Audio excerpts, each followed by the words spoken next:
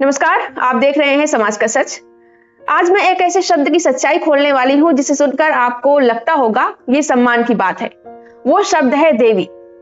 नारी तो नारायणी है, जहां नारी की पूजा होती है वहां देवता निवास करते हैं। ये पंक्तियां आपने बहुत बार सुनी होंगी, अक्सर ऐसा बोला जाता है। लेकिन सवाल यह है कि अगर औरत सचमुच देवी है तो फिर उसे इंसान का बुनियादी हक क्यों नहीं मिलता? क्यों वो बलात्कार की शिकार होती है? क्यों घरेलू हिंसा झेलती है? क्यों कार्यस्थल पर उसका उत्पीड़न होता है?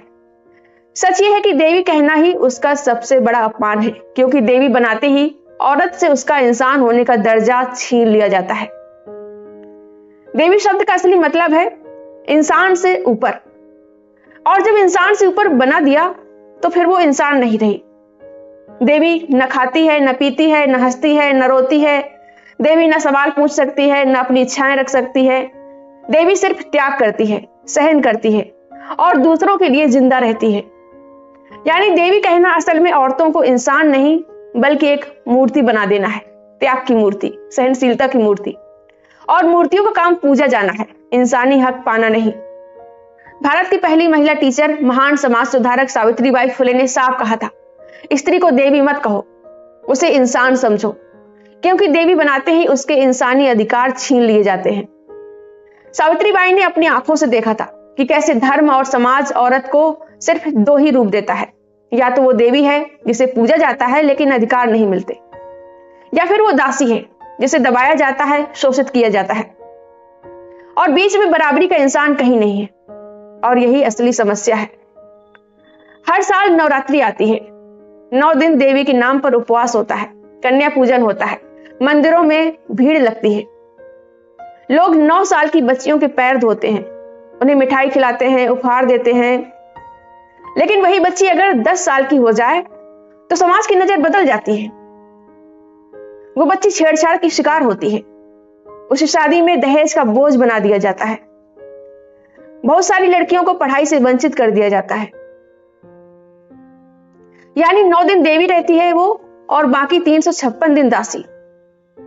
ये कौन सा सम्मान है? ये तो खुला हुआ पाखंड है ना। अब मैं सिर्फ भावनाओं से नहीं, आंकड़ों से बात करूंगी। एनसीआरबी के मुताबिक भारत में हर दिन औसतन 85 से 90 बलात्कार होते हैं। सोचिए, हर रोज। और उनमें से 1/4 पीड़ित नाबालिग बच्चियां होती हैं। ध्यान दीजिए, ये सिर्फ दर्ज होने वाले सरकारी आंकड़े हैं। हकीकत में इससे कई गुना ज्यादा मामले होते हैं। और सबसे ज्यादा चौंकाने वाली बात यह है कि 94% मामलों में आरोपी पीड़िता का ही परिचित होता है या रिश्तेदार होता है। यानी वही लोग जो घर में देवी कहकर पूजा करने का ढोंग करते हैं, वही सबसे बड़े अपराधी निकलते हैं अधिकतर। घरेलू हिंसा का हाल तो और भी डरावना है। साल 2022 में सिर्फ पति और उसके रिश्तेदारों द्वारा की गई क्रूरता के 45,000 से ज्यादा मामले दर्ज हुए। यानी हर गली, हर मोहल्ले में औरत रोज पीटी जाती है, अपमानित होती है, लेकिन चुप रहती है, क्योंकि देवी को चुप रहना सिखाया गया है। देवी तो त्याग की मूर्ति होती है ना, सहनशीलता की मूर्ति होती है। वहीं बाहर वर्किंग प्लेस पर भी महिलाओं के साथ उत्पीड़न होता है। 2018 से 2022 तक हर साल 400 से ज्यादा महिलाएं शिकायत दर्ज कराती हैं। और ये तो सिर्फ रिपोर्ट हुए मामले हैं, असलियत में संख्या इससे कहीं ज्यादा है। और न्याय, जितने बलात्कार के मामले दर्ज होते हैं उनमें से सिर्फ 27 से 30% मामलों में सजा होती है बस। बाकी अपराधी खुले घूमते हैं, समाज उन्हें माफ कर देता है और धर्म चुप रहता है। कहा जाता है कि औरत की ही गलती होगी। अब जरा सोचिए, ये सब उसी देश में हो रहा है जहां नवरात्रि में कन्या पूजन होता है, जहां मंदिरों में जय माता दी के नारे लगते हैं। ये पाखंड नहीं है तो और क्या है?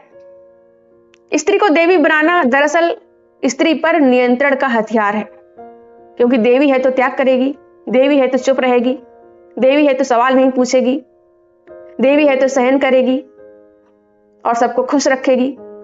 यानी देवी कहकर औरत को इंसान नहीं, चुप कराई गई मूर्ति बना दिया जाता है। उससे इंसान होने के अधिकार छीन लिए जाते हैं उससे। और धर्म ने हमेशा औरत को चरम सीमाओं पर रखा है। या तो वो सीता है, यानी आज्ञाकारी पतिव्रता, या फिर वो शूर्पणखा है, दुष्ट और पापनी। समाज में ऐसा ही देखने को मिलता है, या तो देवी या फिर राक्षसी। बीच में इंसानियत कहीं नहीं है, बराबरी कहीं नहीं है। देवी पूजा के नाम पर धर्म ने औरत को मंदिर में कैद कर दिया और असल जिंदगी में धर्म, संस्कार और संस्कृति के नाम पर बेड़ियों में जकड़ दिया। अब एक नास्तिक सवाल पूछते हैं, अगर सचमुच कोई देवी होती तो क्या वो अपने भक्त औरतों पर होने वाले अत्याचार नहीं रोकती? अगर सचमुच दुर्गा, काली या सरस्वती जैसी देवियां होती तो क्या आज भी हर रोज बलात्कार होते? सच यही है कि देवियां असल में नहीं है, ये सब पुरुषवादी कल्पना है। देवी का कॉन्सेप्ट बनाया गया ताकि औरत को तथाकथित देवी यानी ऊंचा दर्जा बताकर असल में उसके अधिकार छीने जा सके। नास्तिकता कहती है देवी की मूर्ति मत पूजो, औरत को इंसान समझो। देवी की पूजा का दिखावा छोड़ो, बराबरी का हक दो स्त्रियों को। इंसानियत सबसे ऊपर है, मूर्तियां नहीं। सावित्रीबाई फुले ने कहा था, स्त्री को देवी मत कहो, उसे इंसान समझो, उसे शिक्षा दो, उसे स्वतंत्रता दो, उसे बराबरी का हक दो, उसकी आजादी मत छीनो। यही असली सम्मान है। देवी का दर्जा नहीं होना चाहिए, इंसान का दर्जा चाहिए। अगर सच में स्त्री का सम्मान करना है तो बेटियों को पढ़ाइए, महिलाओं को उसकी इच्छा से जीने दीजिए, शादी को कैद मत बनाएं, औरत की देह पर उसका हक माने, वर्किंग प्लेस पर बराबरी की तनख्वाह दें। तो साथियों, याद रखिए, स्त्री को देवी मत बनाइए, उसे इंसान समझिए, क्योंकि देवी बनाते ही उसके अधिकार छीन लिए जाते हैं। स्त्री को बराबरी, आजादी और सम्मान चाहिए, ना कि मंदिरों में थालियां, मूर्तियां और मंत्र चाहिए। स्त्री को इंसान की तरह जीने दो। सावित्रीबाई फुले ने बिल्कुल सही कहा था, स्त्री को देवी मत कहो, उसे इंसान कहो। लेकिन अफसोस, पितृसत्तात्मक धार्मिक समाज ने स्त्री को कभी इंसान समझा ही नहीं। यही वजह है कि आज भी महिलाओं की स्थिति पुरुषों की तुलना में बेहद कमतर है। संविधान महिला पुरुष को समान अधिकार देता है, लेकिन समाज संविधान को नहीं मानता है।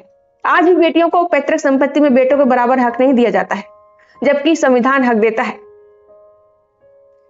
और दहेज गैर कानूनी है, फिर भी समाज खुलेआम गर्व से दहेज लेता देता है, लेकिन प्रॉपर्टी हक जो कानूनी है उसे नहीं देता। वहीं बेटा बेटी की परवरिश में भेदभाव किया जाता है। बेटियों को तथाकथित संस्कार, संस्कृति, मर्यादा में रहने का ज्ञान दिया जाता है, लेकिन बेटों को यह सब नहीं सिखाया जाता। यही वजह है कि देवी पूजक देश में महिलाओं की हालत बदतर है।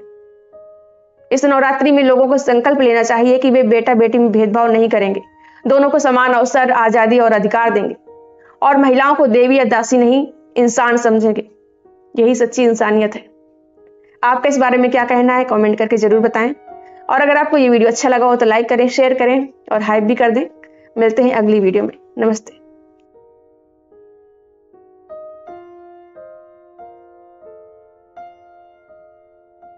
अगर आपको मेरा काम पसंद आ रहा हो और आप चाहते हैं कि मैं इसी तरह बिना डरे, बिना किसी के दबाव के सच्चाई और सामाजिक मुद्दों पर बोलती रहूं और अंधविश्वास के खिलाफ समाज को जागरूक करती रहूं, तो आप अपनी इच्छा अनुसार मेरी आर्थिक मदद भी कर सकते हैं। मैं किसी संगठन या पार्टी से नहीं जुड़ी हूं। आपका सहयोग ही मेरी सबसे बड़ी ताकत है। आप अपना सहयोग वीडियो के नीचे दिख रहे थैंक्स के बटन पर क्लिक करके या फिर मेरी UPI ID shashi-singh9192@OKICICI पर सीधे भेजकर या फिर स्क्रीन पर दिख रहे QR कोड को स्कैन करके कर सकते हैं। आपकी हर छोटी से छोटी मदद मेरे लिए बहुत कीमती है। आपका छोटा सा सहयोग भी मुझे मजबूती देता है, क्योंकि जब जनता खुद साथ देती है तभी बदलाव होता है। धन्यवाद।